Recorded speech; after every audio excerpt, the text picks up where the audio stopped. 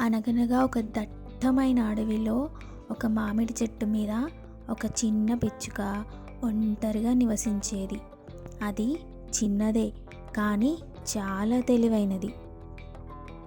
ఒకరోజు ఓ వేటగాడు అడవికి వచ్చి మామిడి చెట్టు కింద వల పన్నాడు. పక్షులన్నింటినీ ఆకర్షించేందుకు బియ్యం, చిరుధాన్యాలు అక్కడ చల్లి కొంచెం దూరంగా వెళ్ళి ఓ చెట్టు నీడలో కూర్చున్నాడు. వేటగాడి పన్నాగమంతా చెట్టుపైన ఉన్న చిన్న పిచ్చుక గమనించింది. అక్కడ ఉన్న పక్షులన్నింటినీ కాపాడాలని జరిగిందంతా చెప్పి హెచ్చరించింది. కానీ అవి వింటేనా? పైగా నవ్వుతూ, "నువ్వు చాలా చిన్నదానివి, నీకేం తెలుసులే" అని పిచ్చుక మాటల్ని కొట్టిపారేశాయి. కొన్ని నిమిషాల తర్వాత అక్కడున్న కాకులు, పావురాలు ఇంకా రకరకాల పక్షులన్నీ ఆహారం కోసం కిందకి వచ్చాయి. ఇలా తినడం స్టార్ట్ చేయగానే ఆ వల ఒక్కసారిగా మూసుకుపోయింది. పక్షులన్నీ గట్టిగా అరిచాయి.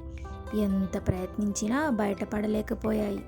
అప్పుడు పైనున్న చిన్న పిచ్చుక కిందకి దిగి వలలో చిక్కుకున్న పక్షులకి, "మీరందరూ ఒకసారి గట్టిగా రెక్కలను ఊపండి, ఎగరడానికి ప్రయత్నించండి" అని ఉపాయాన్ని చెప్పింది. అది విన్న పక్షులు ఒకేసారి రెక్కలు అడ్డంగా ఊపడంతో నెమ్మదిగా గాల్లోకి లేచాయి. వలని ఎత్తి ఒక పొద మీదకు పడేలాగా చేశాయి. పొదకు వల చిక్కుకోవడంతో వల చినిగిపోయింది. హమ్మయ్య అనుకున్న పక్షులు ఒక్కసారిగా స్వేచ్ఛగా వల నుండి బయటపడి చెట్టు మీదకి ఎగిరిపోయి కూర్చున్నాయి. తర్వాత పక్షులన్నీ సిగ్గుపడి, "ముందుగానే నీ మాట విని ఉంటే మాకు ఇంత కష్టం ఎదురయ్యేది కాదు" అని చిన్న పిచ్చుకతో అన్నాయి.